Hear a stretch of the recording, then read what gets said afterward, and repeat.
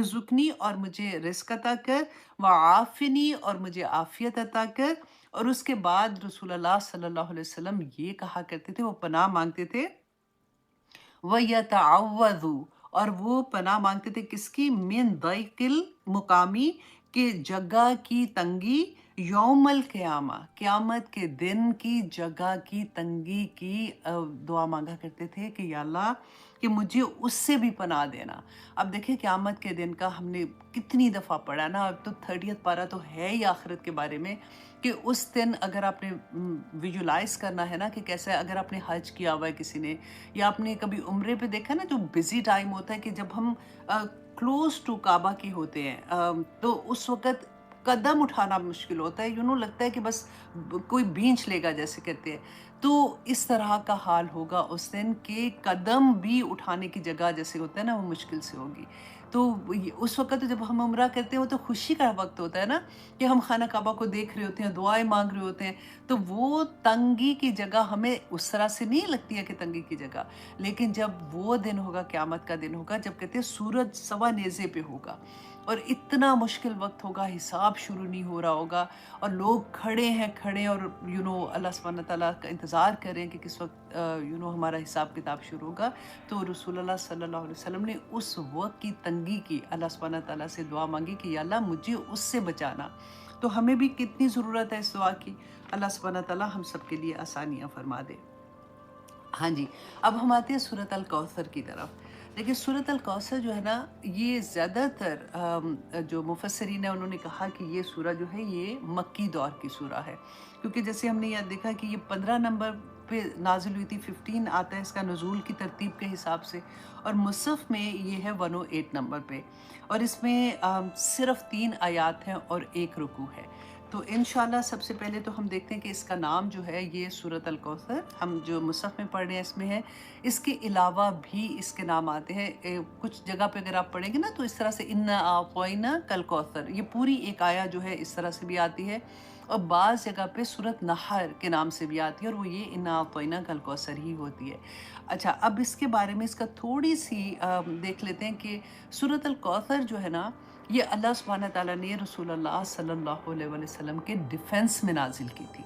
جیسے ہم پڑھتے ہیں نا قل هو اللہ احد، سورۃ اخلاص جو ہے یہ اللہ سبحانہ تعالیٰ نے اپنے ڈیفنس میں نازل کی ہے، اور سورۃ کافرون جو ہے وہ دین اسلام یا شریعت اسلام کے ڈیفنس میں نازل ہوئی ہے۔ تو یہ تینوں صورتیں ابھی انشاءاللہ ہم سورۃ کافرون نیکسٹ کریں گے، اور پھر اس کے بعد انشاءاللہ میرے خیال 2 صورتوں کے بعد پھر ہم سورۃ اخلاص کریں گے، اور پھر میں دعا کرتی ہوں اللہ سبحانہ تعالیٰ سے، آنیسٹلی اب سو مچ ایکسائٹیڈ کہ رمضان سے پہلے ہمارا 30th پارہ کمپلیٹ ہو جائے گا، کیونکہ پھر جو ہم نے سیکھا ہوگا نا اس کے بارے میں رمضان میں ہمیں یاد آتی رہے گی، اور ہمارا انشاءاللہ جب ہمیں آخرت کی یاد تازہ رہتی ہے نا تو عبادت کا مزہ بھی فرق ہوتا ہے، اور خاص طور پہ یہ سورہ جب اس کے بعد آج کی کلاس کے بعد آپ پڑھیں گے نا، آپ اس کو اتنا انجوائے کریں گے، آپ ایکچولی دل کی گہرائیوں سے اس کو پڑھیں گے۔ جیسے ہم نے بسم اللہ الرحمن الرحیم پڑھتے ہیں نا، تو ہمیں عادت ہوتی ہے ہم ایسے ہی بس پانی پینا ہے تو بسم اللہ الرحمن الرحیم، کوئی کام شروع کرنا ہم پڑھ لیتے ہیں، لیکن جب ہمیں میننگز کا پتہ چلتا ہے نا تو پھر نہ صرف پانی بلکہ آپ کسی درد میں بھی ہوں گے نا تو پھر بھی آپ کے منہ سے بسم اللہ الرحمن الرحیم نکلے گا کہ میں پکار کس کو رہی ہوں، کیونکہ رحمان یہاں پہ انشاءاللہ شروع کرنے سے پہلے، کیونکہ سورہ بسم اللہ سے شروع ہوگی، رحمان کا میں آپ کو یاد کروا دوں ایک دفعہ پھر سے، میں نے بہت پہلے آپ کو آئی تھنک بتایا تھا اس کے بارے میں، کہ اللہ سبحانہ تعالیٰ کی جو صفت آتی ہے نا اس میں رحمان اور رحیم ہے۔ دیکھیں رحمان جو ہے نا وہ آپ ایسے سمجھے جیسے ہم اس کا ابھی جو گرامر کے اسٹوڈنٹ نہیں ہے نا، میں ریگولر کر کے بتاتی ہوں کہ اس کا وزن جو ہوتا ہے نا وہ ایسے جیسے غصبان کہتے ہیں غصے کی حالت میں، یا پھر آتا ہے فولان کے وزن پہ ہے، طوفان، یہ آپ کو یاد رہے گا، آپ یاد رکھیے گا اس کو، ٹھیک ہے؟ طوفان کے وزن پہ آتا ہے رحمان، ٹھیک ہے؟ طوفان میں کیونکہ اس کا روٹ ورڈ فرق ہے، تو وہ کیسے ہوتا ہے کہ جب ریگولر پانی سمندر میں ہے، نہر میں جہاں بھی ہے، پانی اپنی حدیں کراس کر کے پورے جوش کے ساتھ پورے نکلتا ہے، اور وہ کیسے تباہی کر دیتا ہے نا ساری کی ساری۔ اب یہاں پہ رحمان میں آپ بالکل وہ ویژن اپنے دماغ میں لائیے کہ جب وہ، کیونکہ اس کا مادہ کیا ہے، را ہا میم، رحم سے ہے، اور اسی چیز کو رحم میں لا لیے کہ اللہ سبحانہ تعالیٰ کی اتنا رحم ہے کہ وہ ہر بندش، ہر چیز جیسے کراس کر کے تو اللہ سبحانہ تعالیٰ کسی کے اوپر رحم کر دے۔ اللہ سبحانہ تعالیٰ اس لیے کہتے ہیں کہ کبھی یہ نہیں کہنا چاہیے کہ تجھے اللہ نے معافی نہیں کرنا۔ اللہ سبحانہ تعالیٰ رحمان ہے۔ اللہ سبحانہ تعالیٰ کی وہ رحمانیت کی جو کثرت ہے نا، اس میں اس چیز کو ذہن میں رکھا کرے۔ جب آپ کو کبھی بڑا درد ہو، تکلیف ہو نا، تو بسم اللہ الرحمن الرحیم آنکھ بند کر کے پڑھیں کہ اللہ تیری رحمت تو بے قرار ہے، مطلب اتنی زیادہ جس کی کوئی حد نہیں، تو میرے پہ بھی رحم کر دے یا اللہ، مجھے معاف کر دے۔ ربنا ظلمنا انفسنا وان لم تغفر لنا وترحمنا لنکونن من الخاسرین، کہ آدم علیہ السلام نے جب یہ پڑھ کے توبہ کی تھی تو اللہ نے نبوت عطا کر دی تھی۔ تو یہ اس لیے جب بھی پڑھتے رحیم جو ہے نا، وہ اللہ سبحانہ تعالیٰ کی اس کے اندر دوام پایا جاتا ہے۔ جیسے ایک ہوتا ہے نا کہ اگر آپ کسی کو کہتے ہیں انسان کی طرح، آپ سوچتے ہیں کہ رحیم کتنا رحیم ہے، تو وہ رحیم اس نے وہ صفت لی، مطلب اللہ نے عطا کی ہوئی ہے اس کو، اور اللہ سبحانہ تعالیٰ کی اپنی ذات کی یہ صفت ہے۔ اللہ خود رحیم ہے، مطلب وہ مسلسل کہتے ہیں نا مسلسل رحم کرنے والا، مسلسل رحم کرنے والا۔ تو اس لیے اب آج کے بعد سے جب آپ نے بسم اللہ پڑھنی ہے نا، آپ نے یہ دونوں چیزیں ذہن میں رکھنی ہے کہ یا اللہ تیرا کرم اتنا زیادہ یا اللہ مجھ پہ کرم کر دے، میں اس وقت بہت تکلیف میں ہوں، کسی طرح سے بھی جو بھی آپ نے دعا مانگنی ہو، تو بسم اللہ کے ساتھ آپ اس طرح سے اس کو جوڑ سکتے ہیں۔ تو آج انشاءاللہ ہم سورۃ کوثر کو بھی ایسے ہی دیکھیں گے۔ اچھا جی، سب سے پہلے تو اس کا بیک گراؤنڈ دیکھتے ہیں کہ اس وقت میں مکہ میں کیا سچویشن تھی جب یہ نازل ہوئی تھی، کیونکہ ابھی ہم نے پڑھا نا کہ سورۃ الکوثر جو ہے یہ نزول کے اعتبار سے 50 نمبر کی سورہ ہے۔ رسول اللہ صلی اللہ علیہ وسلم کے بیٹے عبداللہ جو تھے، ان کی جب وفات ہوئی تھی، آپ کو پتہ ہے نا رسول اللہ صلی اللہ علیہ وسلم کے اس سے پہلے ایک بیٹے تھے جو قاسم تھے، سب سے بڑے تھے۔ قاسم کی وفات جو تھی وہ رسول اللہ صلی اللہ علیہ وسلم کی نبوت جب ان کو وحی آئی تھی نا پہلی دفعہ 40 ایئرس میں تھے، اس سے پہلے ان کی وفات ہو چکی ہوئی تھی۔ اچھا، اب یہ جو بیٹے تھے عبداللہ، ان کی وفات نبوت کے بعد میں ہوتی ہے۔ رسول اللہ کی 4 بیٹیاں ہیں، ٹھیک ہے، ایک رقیہ، ام کلثوم، اور رقیہ، ام کلثوم، زینب، اور حضرت فاطمہ رضی اللہ عنہ، یہ 4 بیٹیاں۔ اچھا، اب یہ 2 بیٹے، اور پھر روایات میں آتا ہے کہ ایک سب سے چھوٹا بیٹا بھی تھا جو ابراہیم علیہ السلام کے نام پہ انہوں نے رکھا تھا، ابراہیم ان کا نام تھا۔ اچھا، اب اپنے یہاں پہ ایک اور کیا کرنا ہے کہ ہم دیکھیں گے کہ اس زمانے میں ان کے رسم و رواج کیا تھے، کہ ان میں کیا ان کی سوچ کیسی ہوتی تھی۔ اب یہ بولتے ہوئے نا مجھے یہ لگ رہا ہے کہ اس کے زمانے کی کیا بات کریں، ہم آج کے زمانے کی اگر بات کریں تو ایگزیکٹلی سیم ہمارا تھاٹ پروسیس چل رہا ہوتا ہے، کہ بیٹوں کو سمجھتے ہیں کہ یہ تو ہماری بڑھاپے کا سہارا، اور بیٹا تو بہت بڑی چیز ہے، اور جس کے بیٹے ہوتے ہیں تو وہ اتراتے ہیں اتنے، اور جن کی بیٹیاں ہوتی ہیں، اور جب تک اللہ سبحانہ تعالیٰ نے قرآن پاک میں فرمایا کہ رحمت ہے، لیکن جب پیدا ہوتی ہے تو ایسی شکلیں بنا لیتے تھے جیسے شکلیں سیاہ ہو گئی ہیں۔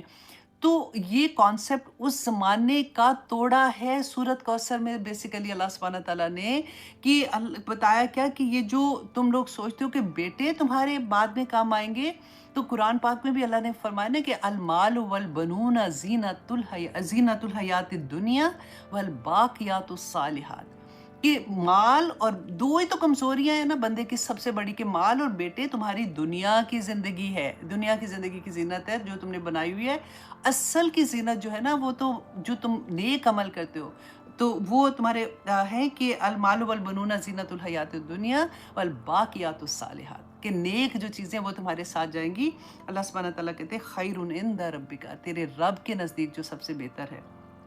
تو اسی چیز کو آج ہم جو قرآن سے جڑتے ہیں نا، ان کا نظریہ بالکل فرق ہو جانا چاہیے۔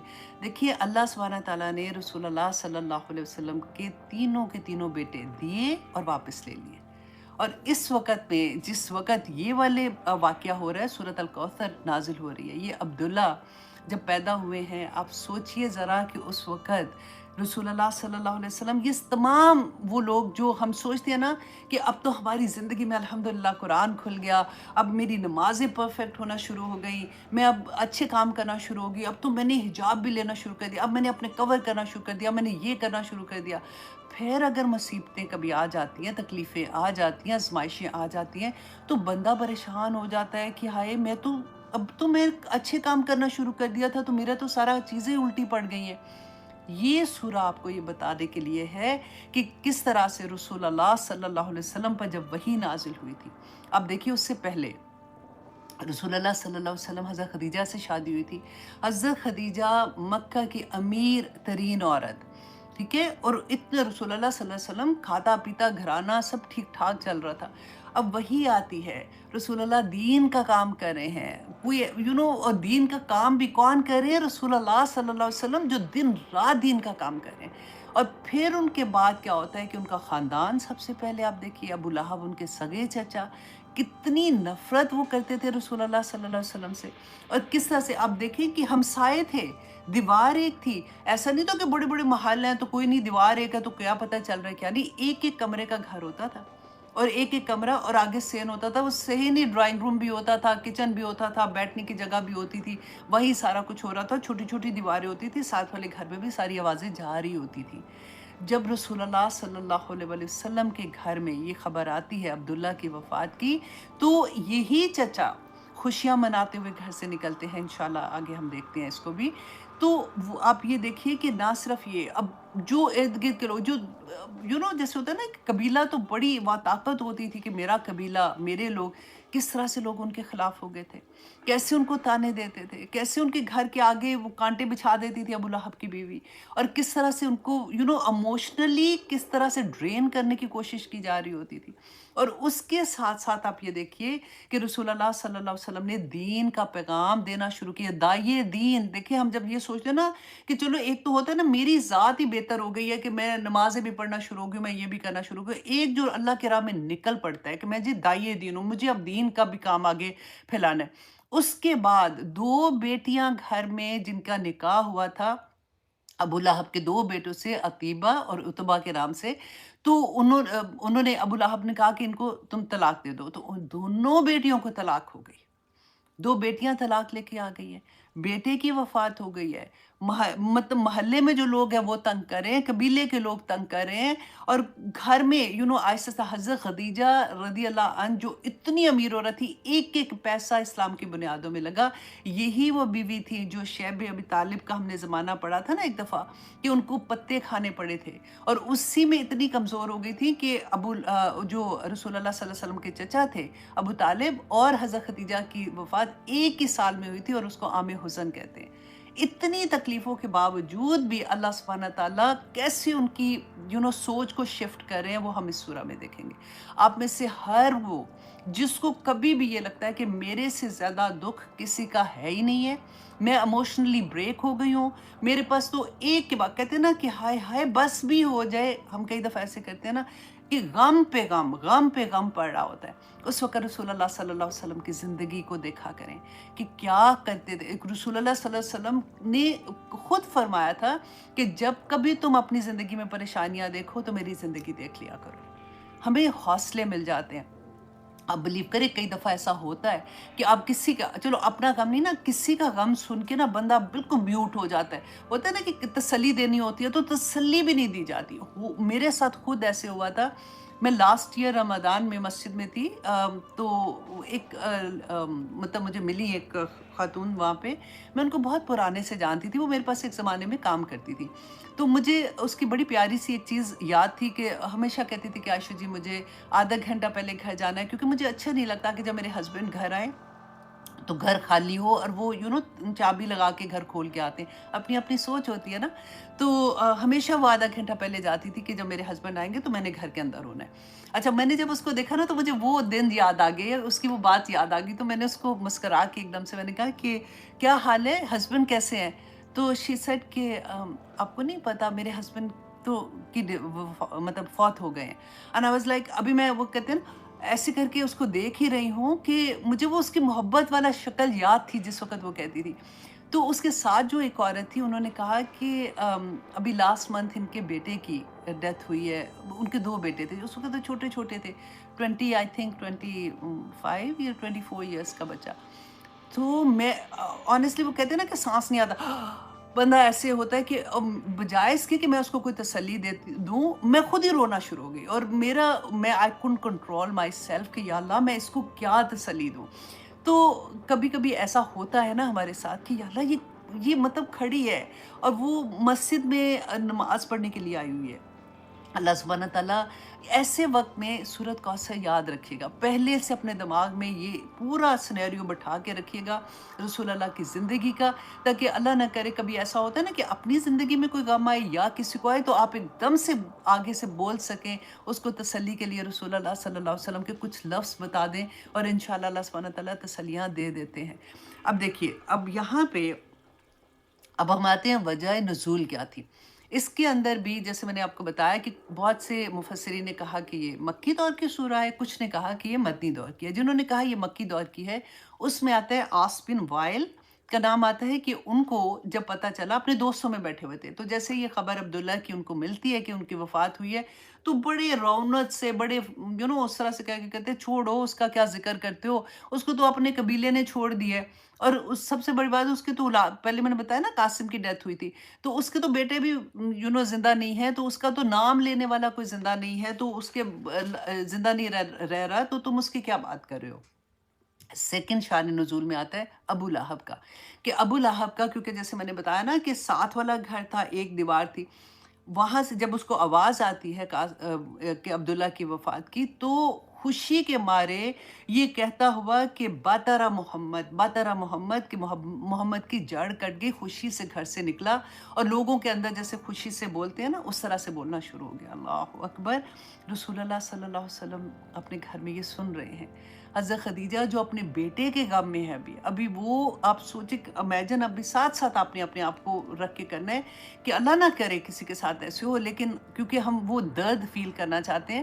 اب سوچیں کہ وہ سن رہی ہیں کہ لوگ ان کی وفات پہ خوشیاں منا رہے ہیں. ہم تو ویسے سانس نہیں نکلتا جب کسی کی ڈیتھ کی سنتے ہیں خبر، تو یہاں پہ تو اپنا بیٹا تھا.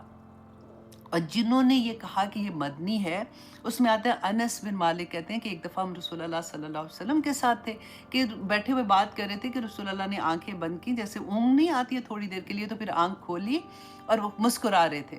تو کہتے ہیں ہم نے جب ان کو دیکھا تو پوچھا کہ یا رسول اللہ آپ کیوں مسکرا رہے ہیں، تو انہوں نے پھر یہ سورۃ الکوثر کی تلاوت کی تھی. تو یہ تین اچھا جو شان نزول ہوتا ہے نا، وہ ضروری نہیں ہے کہ کوئی ایک واقعہ، کہ مطلب اس ٹائم پیریڈ میں یہ ایسے واقعات ہو رہے تھے جس کی وجہ سے اللہ سبحانہ تعالیٰ نے سورۃ کوثر نازل کی تھی. اچھا جی، اب ہم آتے ہیں اس کی، کیونکہ یہ چھوٹی سورہ نا آج میں ڈیفرنٹ طرح سے آپ کو کروا رہی ہوں. ہم لفظوں کو کھولیں گے، ایک ایک لفظ کو کھول کے دیکھیں گے کہ اس میں اللہ سبحانہ تعالیٰ نے کیا لفظ کیسے، جیسے قرآن کا کہتے ہیں نا معجزہ ہے، ہم جتنی دفعہ پڑھیں ایک نئی چیز سمجھ آتی ہے. تو اس کو آپ یہ دیکھیے گا کہ اللہ سبحانہ تعالیٰ نے جو لفظوں کی پلیسمنٹ ہے نا، وہ کتنی خوبصورت طرح سے آپ کو سمجھ آئے گی. ویسے تو پورے قرآن میں، کیونکہ ہم تو ڈیفرنٹ وے سے پڑھ رہے تھے نا، آج ہم سورۃ کوثر کو اس طرح سے دیکھیں گے کہ اللہ سبحانہ تعالیٰ نے سب سے پہلے فرمایا اعوذ باللہ من الشیطان الرجیم بسم اللہ الرحمن الرحیم انا اعطیناک الکوثر، کہ یقیناً ہم نے آپ کو عطا کی کوثر خیر کثیر. ہم یہی ترجمہ کرتے ہیں نا.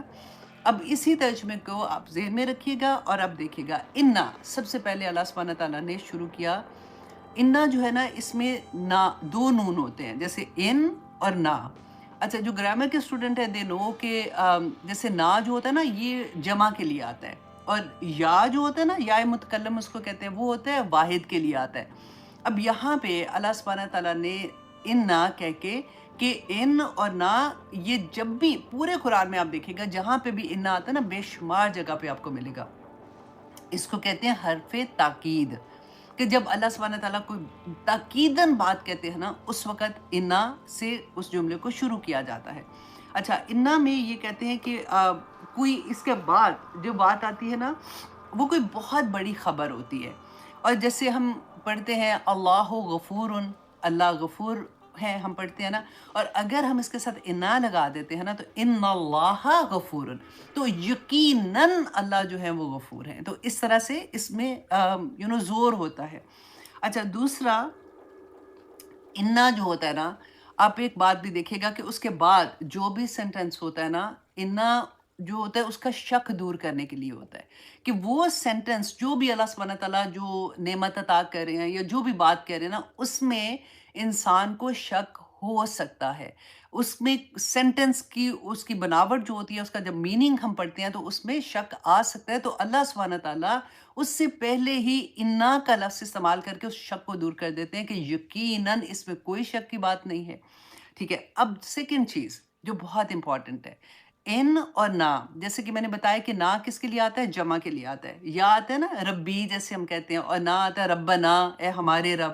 اچھا یہاں پہ اور قرآن میں ڈفرینٹ مقام پہ اللہ سبحانہ تعالیٰ تو واحد ہے نا. ہم نے ہمیشہ سے یہی پڑھا ہے، اور اللہ سبحانہ تعالیٰ واحد ہی ہے. اللہ سبحانہ تعالیٰ نے پھر نا کیوں استعمال کیا ہوا ہے؟ اور اس کی آپ دیکھیے کہ اسکالرس جو ہے اس کی اتنی خوبصورت اس کی بتاتے ہیں کہ نا جو ہے نا ایکچولی یہ اللہ سبحانہ تعالیٰ کی کبریائی اور اللہ کی شان کو بیان کرتا ہے. جیسے ہم کہتے ہیں نا کہ کسی سے بات کرتے ہیں تو کسی کو کہتے ہیں تو ایسے کر لے، تم ایسے کر لو، اور کبھی ہم کہتے ہیں آپ ایسے کر لیں، مطلب اللہ کی کبریائی بیان کرتا ہے.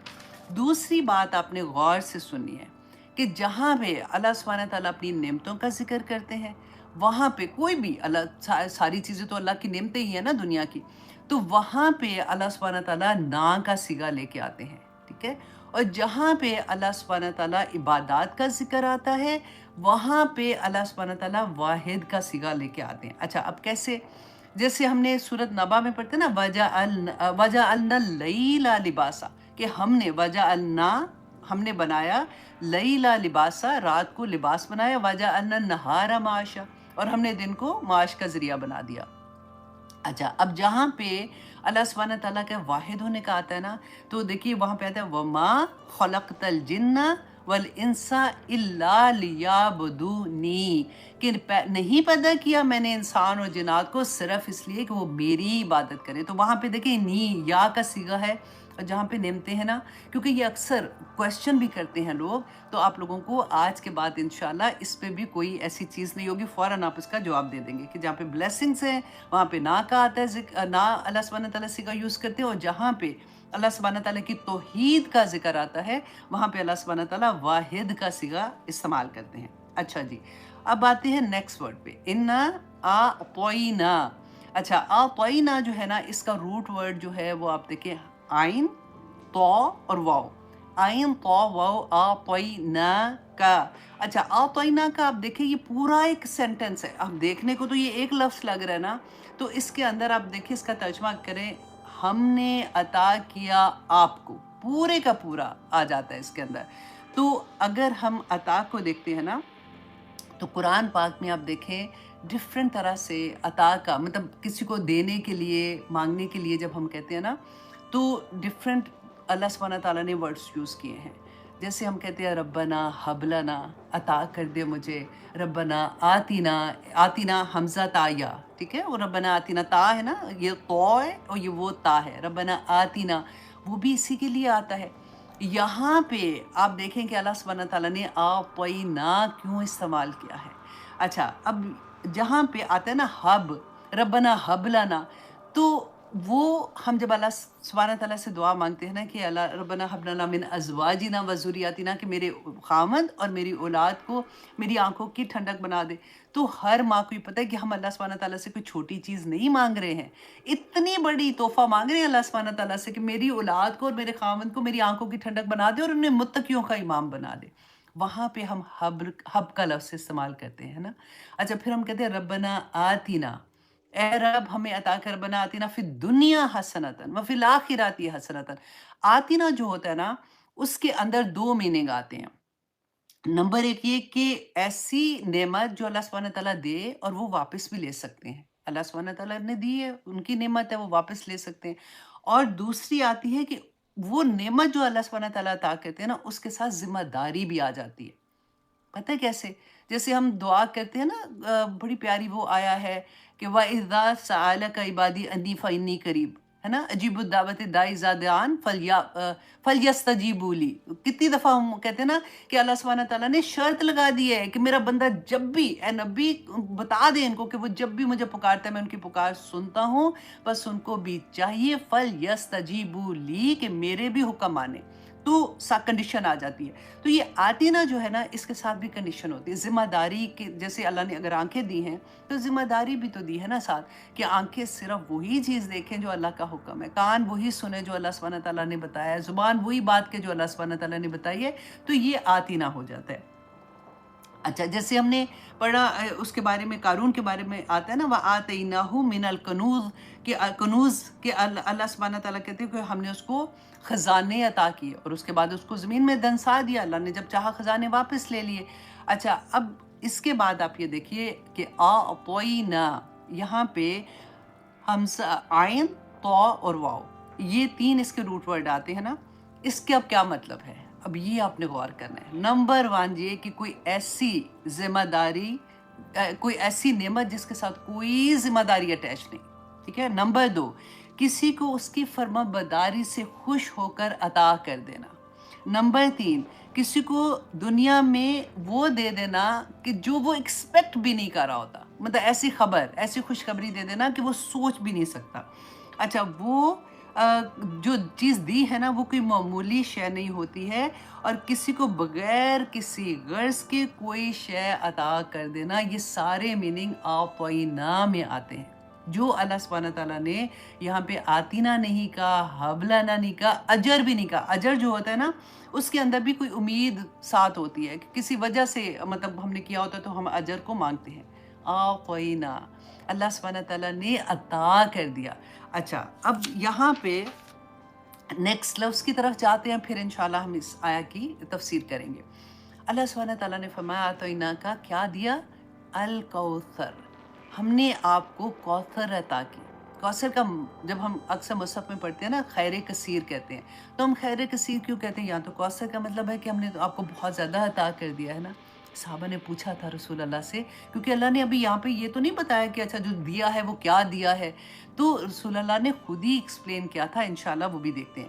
اچھا، اب یہاں پہ دیکھیے کہ قرآن پاک پہ بھی جو کثرت کے لیے جو سیگا استعمال ہوتا ہے، یہ کوثر جو ہے نا، یہ مبالغے کا سیگا ہے، جو ہائیسٹ لیول آف دینے کا.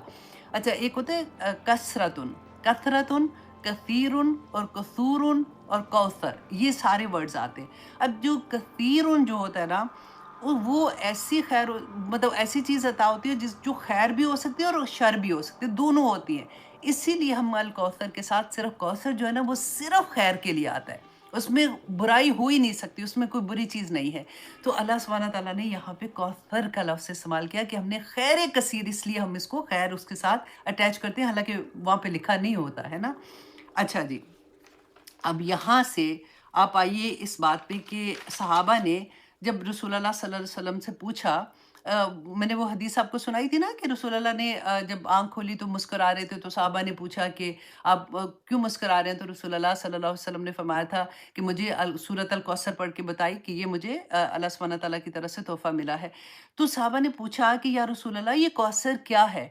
تو رسول اللہ صلی اللہ علیہ وسلم نے فرمایا کہ ہوا نہرن، کہ یہ ایک نہر ہے جو اللہ نے مجھے عطا کی ہے، اور اس میں بے انتہا خیر ہے. اچھا، ایک اور جگہ رسول اللہ نے فرمایا کہ ہوا حوضن، کہ یہ ایک حوض ہے، جو ایسا حوض ہے جس پر میری امت قیامت کے دن جمع ہوگی، اور اس کے گرد کپ و جار اتنے ہیں جیسے آسمان کے تارے ہیں. اچھا، اب دیکھیے یہ غور سے اپنے کاؤنٹ کر کے نا یہ حدیثیں بھی یاد رکھنی ہے. بہت پیاری حدیثیں آپ کو انشاءاللہ یاد رہے گی، کیونکہ یہ ہمارے لیے ہے نا. تو رسول اللہ صلی اللہ علیہ وسلم نے فرمایا کہ میرے حوض کے ارد گرد ٹینٹ ہوں گے، اور وہ ٹینٹ جو ہے نا وہ پرل، بڑا ایک ہی پرل کو کارو کر کے وہ ٹینٹ بنائے جائیں گے، اور وہ ٹینٹ میری امت کے مومنین کے لیے ہوں گے. الحمدللہ. اچھا جی، اب ایک اور حدیث میں آتا ہے کہ رسول اللہ نے فرمایا کہ اس حوض سے میری امت جو ہے وہ پانی پیے گی قیامت کے دن، اور اسے اس کے بعد کبھی پیاس نہیں لگے گی. اب دیکھیے ہم نے پڑھا نا جنت میں نہریں ہوں گی، دودھ کی نہریں، شہد کی نہریں. وہاں پہ پیاس کی وجہ سے ہم نہیں پئیں گے، وہ ہم اپنی لذت کی وجہ سے پئیں گے.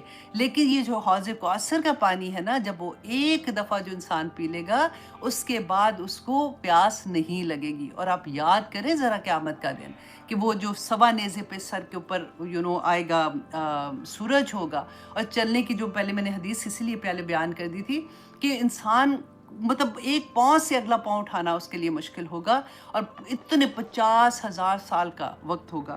تو رسول اللہ صلی اللہ علیہ وسلم نے خود صحابہ کو بتایا، اب یہ حدیث آپ نے غور سے سنی ہے، اور اس پہ سے عمل نکالنا، عمل کی بات نکالنی ہے آپ لوگوں نے، کہ رسول اللہ نے فرمایا کہ میں فرشتوں کہ قیامت کے دن میرے امتی جب حوض کوثر کو دیکھیں گے، اس حوض کو دیکھیں گے تو اس کی طرف رش کریں گے۔ اب سوچیں ان میں سے ہم میں سے بھی کوئی سبھی ہوں گے انشاءاللہ، تو حوض کوثر کی طرف رش کریں گے، اور جیسے وہ آئیں گے نا تو رسول اللہ صلی اللہ علیہ وسلم کہتے ہیں میں ان کو دیکھ کے خوش ہو رہا ہوں گا، میں ان کو پہچان لوں گا۔ کیسے پہچانیں گے؟ وضو کے اثرات سے پہچانیں گے۔ ہم جب وضو کرتے ہیں نا تو وضو کا پانی جہاں جہاں لگتا ہے وہ قیامت کے دن وہ چیز شائن کر رہی ہوں گی، نور کی طرح شائن کر رہی ہوں گی، تو رسول اللہ صلی اللہ علیہ وسلم اسی سے ہمیں پہچانیں گے۔ کہتے ہیں جیسے وہ رش کر کے آ رہے ہوں گے تو فرشتے کچھ مسلمان جو آ رہے ہوں گے ان کو روک دیں گے، تو رسول اللہ صلی اللہ علیہ وسلم کہیں گے کہ تم ان کو کیوں روک رہے ہو، یہ تو میرے امتی ہیں، ان کو آنے دو۔ تو فرشتے کہیں گے کہ یا رسول اللہ آپ نہیں جانتے، غور کیجیے اس حدیث میں کہ آپ نہیں جانتے۔ رسول اللہ صلی اللہ علیہ وسلم کو اللہ سبحانہ تعالیٰ نے وہی غائب کی بات بتائی ہے جتنا اللہ سبحانہ تعالیٰ چاہتے تھے، جتنا وہ بتانا چاہتے تھے۔ یہاں پہ کیونکہ رسول اللہ صلی اللہ علیہ وسلم وصال کر گئے ہیں، اور ایچ اینڈ ایوری امتی کا ان کو نہیں پتا کہ وہ کیا کر رہے ہیں، رائٹ؟ تو انہوں نے کہا آپ کو نہیں پتا، آپ کے جانے کے بعد انہوں نے دین میں نئی نئی چیزیں ایجاد کر دی تھی۔ رسول اللہ صلی اللہ علیہ وسلم فرمائیں گے سحقن سحقن، کہ دور ہو جاؤ، کہ تباہی ہو تباہی ہو، تو جنہوں نے دین کو بدل دیا اور جنہوں نے میرا طریقہ چھوڑ دیا۔ یہ ہے بدعات کے بارے میں۔ اب دیکھیں لوگ آرام سے کہہ دیتے ہیں نا کہ سو واٹ، ہم کون سا برا کام کر رہے ہیں، ہم نیکی کا ہی کام کر رہے ہیں۔ بدعات جو ہے وہ نیکی ہی ہے، مطلب ہم نیکی سمجھ کے ہی کرتے ہیں اس کو، ہم کوئی برا کام سوچ کے تو کوئی ایسا کام نہیں کرتے نا الحمدللہ۔ لیکن میں صرف یہاں پہ ایک بات کہوں گی، آپ اپنے مائنڈ سے نا خود سے اپنے آپ سے سوال کریں، یہ اتنا بڑا معاملہ ہے کہ حوض کوثر پہ پانی نہیں پلایا جائے گا اگر ہم نے زندگی میں کوئی بدعت کی۔ اگر آپ کو تھوڑا سا بھی شک لگتا ہے نا کہ یہ جو کام میں کر رہی ہوں یہ رسول اللہ کا طریقہ ہے کہ نہیں، اب چھوڑ دیں اس بات کو کہ اس کا ثواب ملنا ہے کہ نہیں ملنا، اس کو اللہ سبحانہ تعالیٰ نے قبول کرنا ہے کہ نہیں۔ صرف اگر آپ کو شک بھی ہو رہا ہے نا کہ یہ طریقہ رسول اللہ کا نہیں تھا، صحابہ کا نہیں تھا، چھوڑ دیں اس کو، کوئی فرق نہیں پڑتا۔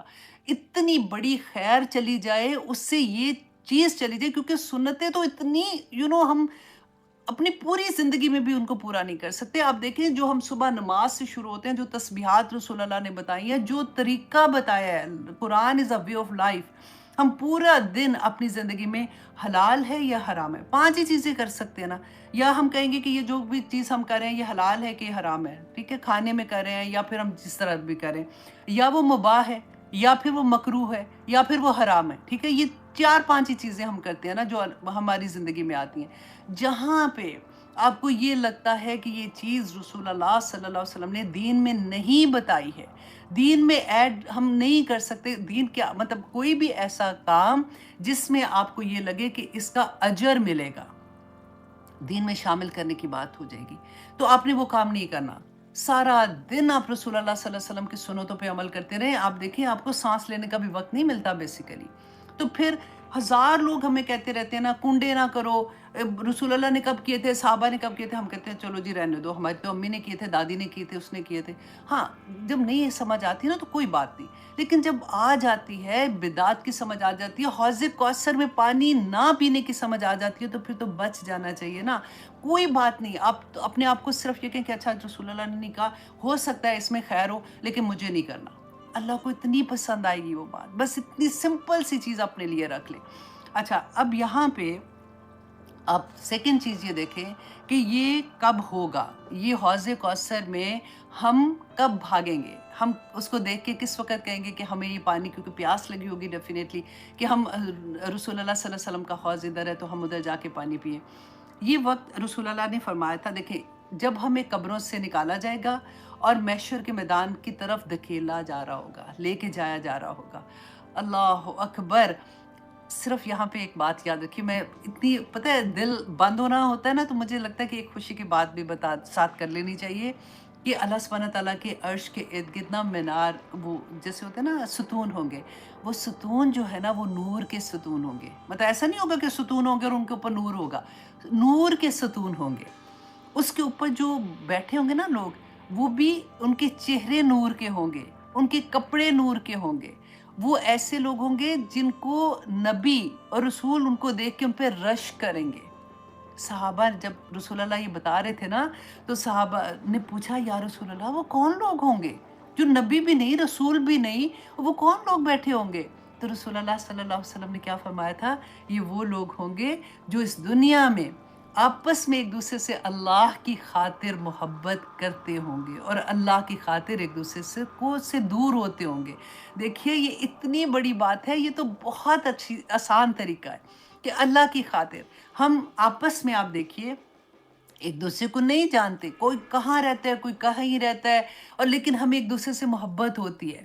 کیوں؟ کیونکہ ہم اللہ کا پیغام سن رہے ہیں نا۔ اور اس وقت جس وقت اللہ کا پیغام ایک دوسرے کو سنایا جا رہا ہے، اللہ کی بات کی جا رہی ہے، فرشتے ہماری محفلوں میں گھیر کے بیٹھے ہوتے ہیں، اور وہ اللہ سبحانہ تعالیٰ سے، وہ کتنی پیاری حدیث ہے نا، میں سائٹ پہ لے کے جا رہی ہوں تھوڑا سا دل آپ کا وہ کرنے کے لیے، کہ فرشتے جو اللہ سبحانہ تعالیٰ فرماتے ہیں کہ کیا کر رہے تھے، کہتے ہیں اللہ سبحانہ تعالیٰ آپ کا ذکر کر رہے تھے، تو اللہ سبحانہ تعالیٰ کہتے ہیں کہ ان کو بتا دو کہ ان کو میں نے معاف کر دیا، سب کو بخش دیا۔ تو فرشتے کہتے ہیں کہ یا پاک پروردگار، ادھر تو کچھ ایسے لوگ تھے جن کا یہ مقصد نہیں تھا سننے کا۔ اب دیکھیں کئی دفعہ ہم سن رہے ہوتے ہیں، بچے ساتھ آ کے کھیلنا شروع ہو جاتے ہیں، کبھی کوئی اس کا مقصد نہیں ہوتا کلاس سننے کا، وہ ایسے ہی آ جاتے ہیں، کبھی کسی طرح سے بھی، تو اللہ سبحانہ تعالیٰ فرماتے ہیں کہ جاؤ ان کو سب کو میں نے بخش دیا۔ اللہ اکبر۔ تو اب یہاں پہ آپ دیکھیے کہ جس وقت یہ حال ہوگا کہ ہم دیکھ رہے ہوں گے اور ہم رش کر رہے ہوں گے، وہ کون سا وقت ہوگا؟ جس وقت پورے لوگ، پوری انسانیت، اب مسلمانوں کی بات نہیں ہے، پوری انسانیت جو ہے وہ اللہ سبحانہ تعالیٰ سے امید کر رہے ہوں گے کہ حساب کسی طرح سے شروع ہو۔ اور ہم نے وہ حدیث پڑھی تھی نا کہ سب سے پہلے وہ جائیں گے آدم علیہ السلام کے پاس، جائیں گے ابراہیم علیہ السلام، موسیٰ، عیسیٰ، سب کے پاس جائیں گے اور سب انکار کر دیں گے۔ اچھا یہ کون سی ہے؟ شفاعت کبریٰ۔ اب یہ بھی آپ نے یاد رکھنا، کیونکہ شفاعت میں بھی ہم اکثر کنفیوز ہو جاتے ہیں۔ دو طرح کی شفاعت ہیں، ایک شفاعت کبریٰ، ایک شفاعت صغریٰ۔ شفاعت کبریٰ جو ہے نا، یہ عام ہے، تمام انسانوں کے لیے ہے، ٹھیک ہے؟ تو پھر رسول اللہ صلی اللہ علیہ وسلم کے پاس جائیں گے، پھر وہ سجدے میں جائیں گے، پھر وہ اللہ سبحانہ تعالیٰ سے دعا کریں گے، پھر وہ لمبی حدیث ہے، خیر میں اس کو آپ کو چھوٹا سا بتا دیتی ہوں کہ پھر وہ اللہ سبحانہ تعالیٰ ان کی دعا قبول کریں گے، اور حکم ہو جائے گا کہ اب وہ حساب کتاب کا وقت جو ہے وہ شروع ہو جائے گا۔ یہ ہے شفاعت کبریٰ۔ اچھا پھر اس کے بعد شفاعت صغریٰ کون سی ہے؟ یہ صرف مسلمانوں کے لیے ہوگی۔ جب رسول اللہ صلی اللہ علیہ وسلم سجدے میں جائیں گے، روئیں گے، دعا کریں گے، کرتے رہیں گے یہاں تک کہ جبرائیل علیہ السلام کہیں گے کہ آپ سر اٹھائیے، آپ کیا چاہتے ہیں؟ وہ کہیں گے میری امت۔ تو اللہ سبحانہ تعالیٰ ان کو گروہ پیپل دیں گے، جس کو اللہ سبحانہ تعالیٰ چاہیں گے، رسول اللہ صلی اللہ علیہ وسلم کو اجازت ملے گی کہ ان کو جنت تک چھوڑ کے آئیں۔ اور پھر یہ واقعہ ہم نے پڑھا تھا کہ وہ واپس آئیں گے، اور تیسری مرتبہ وہاں پہ وہ لوگ، رسول اللہ نے کہا کہ میں ان کی شفاعت نہیں کر سکوں گا جن کو قرآن نے روکا ہوگا، اور نمبر 2 جنہوں نے شرک کیا ہوگا، ان کی میں شفاعت نہیں کر سکوں گا۔ اچھا یہ جو وقت ہوگا نا، بیسیکلی اس وقت جب شفاعت مانگ رہے ہوں گے تو جو مسلمان ہیں نا، یہ حوض دیکھیں گے اور اس کی طرف رش کریں گے۔ اچھا جی، اب سیکنڈ کویسچن ہمارے ذہن میں آتا ہے کہ کہاں پر یہ قائم ہوگا؟ زمین پہ؟ کیا قیامت کے بعد تو ہم زمین پہ ہی ہوں گے نا، سارے کے سارے بچھا دی جائے گی، ہم نے یہ پڑھا تھا۔ تو رسول اللہ صلی اللہ علیہ وسلم نے فرمایا کہ یہ میرا حوض میرے گھر اور میرے ممبر کے درمیان ہوگا، جس کو ہم ریاض الجنہ کہتے ہیں نا۔ اب عمرہ کرنے جاتے ہیں تو ہمیں ٹائم ملتا ہے، جسے ہمیں وہاں پہ لے کے جاتے ہیں، تو پھر ہم وہاں پہ جا کے دعا کرتے ہیں، مشکل سے وقت ملتا ہے کہ چلو 2 رکعت ہی مل جائے تو بڑی بات ہے۔ تو رسول اللہ صلی اللہ علیہ وسلم نے فرمایا تھا کہ میرے ممبر اور میرا گھر، جو حضرت عائشہ کا حجرہ دکھاتے ہیں نا، اس میں وہ جو پارٹ ہے وہ جنت کے باغوں میں سے ایک باغ ہے، اور یہ جنت کا ایک وہ ٹکڑا ہوگا کہ کہتے قیامت کے دن ریاض الجنہ والی جگہ جو ہے نا وہ تباہ نہیں کی جائے گی، اس کو ایز اٹ از اٹھا کے جنت میں سے جہاں سے وہ لایا گیا ادھر ہی پلیسمنٹ اس کی کر دی جائے گی، لیکن زمین پھیلا دی جائے گی۔ اب اس کا یہ کتنا لمبا ہوگا، کیسے ہوگا؟ اچھا رسول اللہ صلی اللہ علیہ وسلم نے فرمایا کہ میرا ممبر جو ہے نا وہ میرے حوض پر ہوگا، جہاں سے میں اپنی امت کو دیکھوں گا۔ اب ہو سکتا ہے کہ جو رسول اللہ صلی اللہ علیہ وسلم کا ممبر ہے نا، جہاں پہ ممبر سے گھر کا یہی ممبر اللہ سبحانہ تعالیٰ ایلیویٹ کر دیں، اور رسول اللہ صلی اللہ علیہ وسلم وہاں سے بیٹھ کے اپنی امت کو دیکھیں گے اور کہیں گے کہ میری امت، اور الحمدللہ مطلب وہ وضو کے اثار سے پہچانی جائیں گی اور ان کی طرف جائیں گی۔ اللہ سبحانہ تعالیٰ ہمیں سب کو توفیق عطا کرے کہ ہمیں حوض کوثر سے پانی پینا نصیب کرے۔ اللہ سبحانہ تعالیٰ اگر ہم نے کوئی بدعت زندگی میں کی، ہم آج سے اس کی توبہ کرتے ہیں، اور اللہ سبحانہ تعالیٰ نیکسٹ ہم کوشش کریں گے کہ ہم کوئی ایسی کام نہ کریں جو دین میں اضافے کا باعث ہو، اور اللہ سبحانہ تعالیٰ ہمیں آخرت میں پلیز رسول اللہ صلی اللہ علیہ وسلم کا دیدار نصیب کرنا، اپنا دیدار نصیب کرنا، اور رسول اللہ صلی اللہ علیہ وسلم کے حوض سے ہمیں پانی پینا نصیب کرنا۔ آمین ثم آمین۔ اچھا جی، اب یہاں پہ آپ یہ دیکھیے کہ جو آتا ہے کہ رسول اللہ صلی اللہ علیہ وسلم نے فرمایا کہ ہوا حوضن، پھر کہا کہ ہوا نہرن، اور پھر آتا ہے ہوا کوثر۔ اب یہ تینوں چیزوں میں کیا مطابقت ہے؟ تو دیکھیں اسکالر کہتے ہیں کہ کوثر جو ہے نا، یہ ایکچولی سورس ہے، یہ نہر ہے جو جنت میں ہے، اور رسول اللہ صلی اللہ علیہ وسلم نے فرمایا تھا کہ کوثر جو ہے یہ جنت میں جو ہے، اس میں 2 پائپ ہیں، ایک سونے کا اور ایک چاندی کا پائپ ہے، جو کہ آتا ہے وہاں سے، جنت سے آتا ہے، اور یہ حوض کے اندر جو پانی ہے نا وہ وہاں سے لایا جائے گا۔ اچھا، اور وہ اچھا اگر آپ کے پاس وہ بک ہے نا البدایہ والنہایہ جو ہے، اس میں کافی ڈیٹیل ہے۔ میں نے آنیسٹلی پوری کوشش کی ہے کہ جتنی زیادہ سے زیادہ حدیث مل سکتی ہے میں آپ کے لیے اکٹھی کروں، تاکہ ایک شوق ہوتا ہے کہ میں آپ سے بدعت کبھی نہیں کروں گی، مجھے یہ حوض کوثر کا پانی پینا ہے۔ اور ایکچولی حوض کوثر کیا ہے، جب ہم سورۃ الکوثر پڑھیں گے تو پھر ہمیں اسی طرح سے محبت ہوگی۔ اچھا، اس کے سائز کے بارے میں رسول اللہ نے فرمایا کہ میرے حوض کا فاصلہ کعبہ سے لے کے یروشلم جو ہے نا اس تک کا فاصلہ ہے، اور میرے حوض کی لینتھ جو ہے وہ جیسے ایک تیز رفتار گھوڑا چلتا ہے نا تو 1 ماہ کی مسافت طے کرتا ہے، اتنا بڑا حوض۔ اب دیکھیے کہ اور پھر رسول اللہ نے فرمایا کہ وہ سکوئر ہوگا، تو آپ سوچیں 1 ماہ، 2 ماہ، 3 ماہ، 4 ماہ کی مسافت جتنا ہوگا وہ اتنا بڑا حوض ہوگا، اور اللہ سبحانہ تعالیٰ انشاءاللہ ہمیں توفیق عطا کریں گے کہ ہم اس کا پانی پی سکیں۔ اچھا جی، اب رسول اللہ صلی اللہ علیہ وسلم نے فرمایا کہ اس حوض سے سب سے پہلے صدیقین، شہداء اور صالحین پانی پئیں گے۔ اچھا، اب کچھ اسکالر نے یہ کہا کہ یہ الکوثر جو ہے نا، یہ خیر کثیر جو ہے، اس کو انہوں نے ابراہیم علیہ السلام سے جوڑا کہ ابراہیم علیہ السلام کی دعا کا اثر تھا کہ رسول اللہ صلی اللہ علیہ وسلم جو تھے وہ نبوت جب ان کو ملی تھی تو ان کی جو دعائیں تھیں اس کی خیر کثیر جو تھی وہ آج تک امت میں بھی اسی طرح سے آ رہی ہے کہ آج بھی جو دین کا کام کرے گا، دین کو پھیلانے کا کام کرے گا، داعی دین بنے گا، وہ اس خیر کثیر میں شامل ہو جائے گا۔ الحمدللہ، کتنی پیاری بات ہے نا۔ اسی لیے میں آپ لوگوں کو کہتی ہوں کہ ایک چھوٹی سی بھی چیز آتی ہے نا، پہنچا دو آگے، بس اپنے ارادہ کر لو کہ اللہ سبحانہ تعالیٰ مجھے تو اتنا ہی آتا ہے، اب میں داعی دین بننا چاہتی ہوں، مجھے نہیں پتا، مجھے آپ میری زبان میں وہ مٹھاس بھی آپ ڈال دیں تو اللہ سبحانہ تعالیٰ انشاءاللہ کر دیں گے۔ اچھا جی، اس کے علاوہ اب ہم یہاں سے جو ہمیں سبق ملتا ہے وہ کیا ملتا ہے؟ اب دیکھیے ٹائم آنیسٹلی چھوٹی سی سورہ ہے، ایک ایک لفظ کو آج میں نے تھوڑا ڈیفرنٹ اینگل سے سمجھانے کی کوشش کر رہی تھی تاکہ آپ اس کو انجوائے بھی کر سکیں جب بھی آپ پڑھیں، کہ زندگی میں کبھی کوئی دکھ آئے، پریشانی آئے، مشکل آئے، کتنی بھی مشکل آئے نا، رسول اللہ صلی اللہ علیہ وسلم کی زندگی دیکھ لیجئے گا اور آپ دیکھیے گا کہ میرے نبی نے جب دین کا کام شروع کیا تھا تو کیوں اللہ سبحانہ تعالیٰ ہمیں بتانا چاہ رہے تھے نا، سبق تو ہمیں ہی دیا جا رہا تھا کہ دیکھو اس طرح سے اگر زندگی میں ہوگا تو تم نے کیا کرنا ہے۔ اللہ سبحانہ تعالیٰ نے جو خوشخبریاں دی ہیں رسول اللہ کو، تو انشاءاللہ اللہ سبحانہ تعالیٰ نے کیا کہا، اللہم مع الصابرین، اللہ صبر کرنے والوں کے ساتھ ہے۔ پھر اللہ سبحانہ تعالیٰ نے ہمیں فرمایا وَاسْتَعِینُوا بِالصَّبْرِ وَالصَّلَاةِ، کہ نماز کے ساتھ اور صبر کے ساتھ اور نماز کے ساتھ اللہ سبحانہ تعالیٰ سے مدد مانگو، اللہ سبحانہ تعالیٰ دنیا میں بھی انشاءاللہ آسانیاں کر دیں گے اور آخرت میں کر دیں گے۔ اب آیہ نمبر 2 میں ذرا آئیے، اللہ سبحانہ تعالیٰ نے فرمایا فَصَلِّ لِرَبِّكَ وَانْحَرْ، اتنی پیاری آیا ہے کہ فا جو ہوتا ہے نا، اب دیکھیں قرآن میں جہاں پہ فا آئے گا نا، فا کا جس میں آپ کو وہ لوگ تمام طالب علم جو قرآن کا علم سیکھ رہے ہیں، جو سکھا رہے ہیں، جو پڑھ رہے ہیں، جو پڑھا رہے ہیں، جو حفظ کر رہے ہیں، کروا رہے ہیں، ان کے لیے نبی صلی اللہ علیہ وسلم کی اتنی خوبصورت خوشخبریاں۔ تو آئیے دیکھتے ہیں کہ نبی صلی اللہ علیہ وسلم نے کیا فرمایا تھا کہ ان کثیر ابن قیس قال، کہ کثیر بن قیس بیان کرتے ہیں क्या कहा था उन्होंने कि कुन्तु जालिसन मा अबी दर्दा, कि मैं बैठा हुआ था अबी दर्दा के साथ फी मस्जिद में दिमिश्क की मस्जिद में, और दिमिश्क की मस्जिद किधर है? शाम में है। फजाअहु रजुलन, तो आया एक आदमी, फकाला, तो उसने कहा, या अबा दर्दा, ए अबी दर्दा, इन्नी जितुका मिन मदीनती रसूल सल्लल्लाहु अलैहि वसल्लम, कि मैं आपके पास नबी सल्लल्लाहु अलैहि वसल्लम के शहर से आया हूँ। क्यों आया हूँ?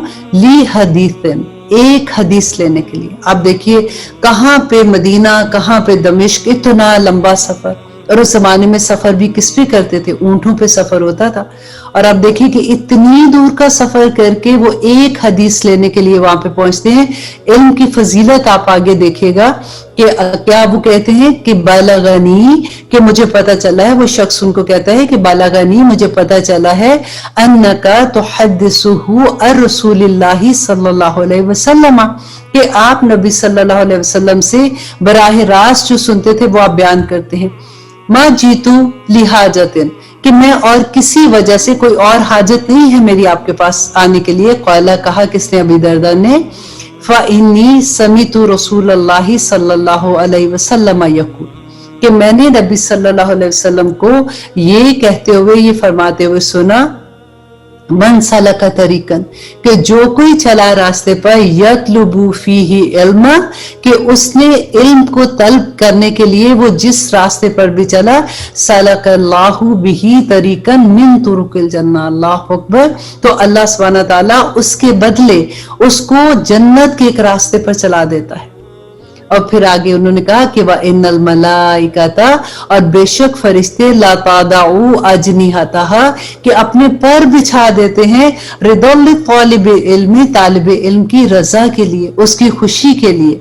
व इन्नल आलिमा, और बेशक आलिम, यस्तगफिरु लहू मन फिस समावाति व मन फिल अर्द, अल्लाह अकबर, और जो तालिब इल्म है उसके लिए इस्तगफार करती है जो कुछ भी आसमान और जमीन में है। आसमान और जमीन में क्या है? आप देखिए कि पूरी कायनात अल्लाह की मखलूक है ना, ये तमाम हवा, चांद, सूरज, सितारे, फल, दरख्त, हर चीज अल्लाह की मखलूक है, और हर चीज तालिब इल्म के लिए मगफरत की दुआएं करते हैं। बल ही तानो फी जौफिल माई, और मछलियां पानी के अंदर क्या करती हैं? उस तालिब इल्म के लिए और उस आलिम के लिए बख्शिश की दुआएं मांगती हैं। अब देखिए हम सारा दिन भी अगर आप तस्बीह पढ़ने बैठेंगे, हम कितनी तस्बीहां कर लेंगे? 1000 कर लेंगे, 10,000 तस्बीहां कर लेंगे। यहाँ पे पूरी कायनात, और आप देखिए पूरी जमीन से आसमान तक हर चीज अल्लाह सुब्हानहू व तआला की मखलूक है ना, हर चीज उस तालिब इल्म के लिए और उस आलिम के लिए बख्शिश की दुआएं मांगती है। सुभान अल्लाह। और आगे देखिए कि नबी सल्लल्लाहु अलैहि वसल्लम ने क्या कहा, व इन्ना फضल आलिमी अलल आबिदी, आलिम की फजीलत आबिद पर ऐसी है। देखिए आलिम और आबिद में क्या फर्क है? आलिम वो होते हैं जो अपने फराइज तो पूरे करते हैं, लेकिन उसके बाद वो जो दीन का इल्म है वो दूसरों तक पहुंचाते हैं और उसमें मसरूफ हो जाते हैं। और आबिद कौन होते हैं? जो फराइज के साथ साथ नवाफिल भी अदा करते हैं, और वो सारा वक्त जैसे तस्बीहात करना, अल्लाह सुब्हानहू व तआला की इबादत करना करते, दोनों अच्छा काम है, दोनों ही नेक काम करें, लेकिन इन दोनों नेकी के काम में फजीलत, आप दर्जों का फर्क देखिए कि नबी सल्लल्लाहु अलैहि वसल्लम ने कहा कि कफदलिल कमरी लैलतिल बदरी अला साइरिल कवाकिब, कि गोया के नबी सल्लल्लाहु अलैहि वसल्लम ने कहा कि जैसे 14वीं रात के चांद की फजीलत सब सितारों पर है। अल्लाहु अकबर। और नबी सल्लल्लाहु अलैहि वसल्लम ने फरमाया, व इन्नल उलमा वरसतुल अंबिया, कि उलमा जो होते हैं वो नबियों के वारिस होते हैं। व इन्नल अंबिया लम युवरिसु दिनारन वला दिरहमा, कि जो नबी होते हैं, जो अंबिया होते हैं, वो अपनी विरासत में ना तो दिरहम छोड़ती हैं ना ही दिनार छोड़ते हैं। व इन्नमा वरसुल इल्मा, सिर्फ वो अपनी विरासत में इल्म छोड़ते हैं। फमन अखज़हु, बस जिसने ले लिया उसे, अखज़ बिहिज़्ज़िन वाफिर, तो उसने बहुत बड़ा हिस्सा ले लिया। सुभान अल्लाह।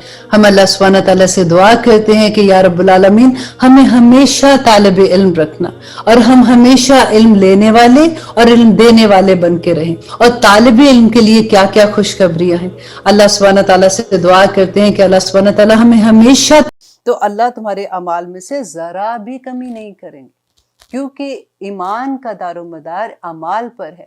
دیکھیے اللہ سبحانہ تعالیٰ کے پورے قرآن میں جو وعدے ہیں نا، جنت کا وعدہ ہے، نیکیوں کا وعدہ ہے، آپ کو درجات دینے کا وعدہ ہے، قیامت کے دن نور کے ممبروں پہ بٹھانے کا وعدہ ہے، وہ سارے کے سارے وعدے جو ایمان والے ہیں ان کے لیے ہے۔ اسلام کا تو اللہ سبحانہ تعالیٰ نے کہا کہ ابھی تو تم نے منہ سے کہا ہے۔ اب دیکھیے نبی صلی اللہ علیہ وسلم نے کیا کہا تھا کہ تم میں سے کوئی مومن ہو ہی نہیں سکتا جب تک کہ تم اپنے ماں باپ، اپنی اولاد اور سب لوگوں سے زیادہ محبت اللہ اور اس کے رسول سے نہ کرو، جب تک تم اللہ اور اس کے رسول کی اطاعت نہ کرو۔ نبی صلی اللہ علیہ وسلم سے محبت کا کیا مطلب ہے؟ تاکہ ہم جب محبت کرتے ہیں کسی سے تو اس کی اطاعت کرنا ہمارے لیے بڑی آسان ہو جاتا ہے۔ آج کیوں ہمیں مشکل لگتا ہے؟ اس وجہ سے کہ نہ ہم اللہ سبحانہ تعالیٰ کی